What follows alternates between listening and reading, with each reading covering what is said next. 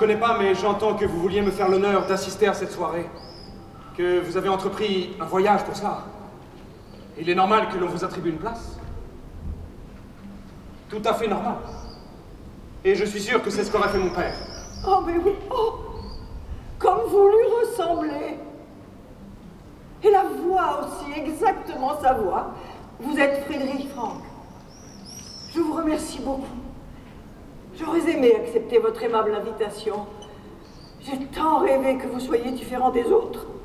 Et mon vœu est accompli. Mais je ne veux pas vous déranger. Maintenant, c'est moi qui vous supplie de rester. Et d'assister à cette lecture. Toute l'histoire de ces 5 personnages, c'est quel rapport ils ont avec cet inconnu, avec ce mystère. Et à la fin de la pièce, ils vont tous un peu mieux.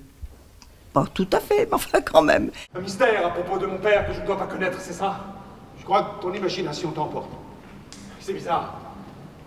Je respire plus librement depuis que je sais qu'il y a un mystère ici. Votre défense me le confirme, et je l'ai vu en voyant cette femme. Elle est venue vers moi comme si elle me cherchait, moi. Et moi, je trouve que c'est le rôle du théâtre. Il faut un peu guérir par le théâtre.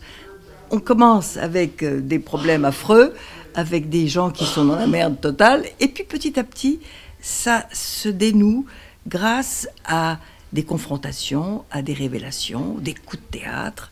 Et pour moi, ça, c'est ça le théâtre. C'est vraiment la vocation du théâtre. Selon vous, j'aurais été proche de Karl Franck. Qu'est-ce qui vous fait penser? Mais, madame, moi qui connais bien sa vie, je sais. Ah, vous savez.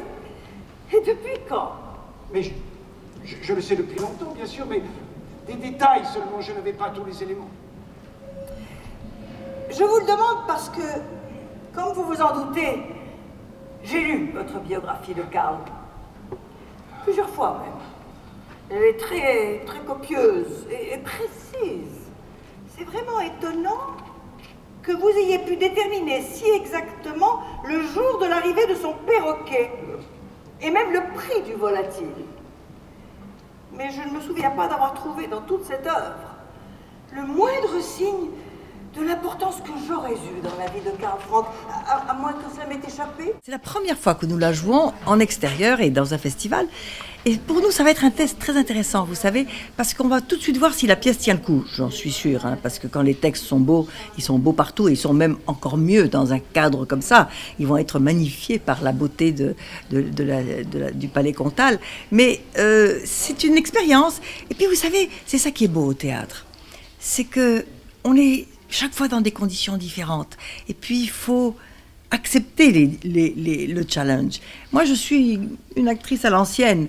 J'aimerais bien avoir une roulotte comme au temps de Molière et courir d'un village à l'autre et jouer sur les places publiques. Tous les deux, vous connaissiez la vérité. Et vous l'avez falsifiée. Vous avez raison. En l'idéalisant, vous avez falsifié toute la vie de Karl.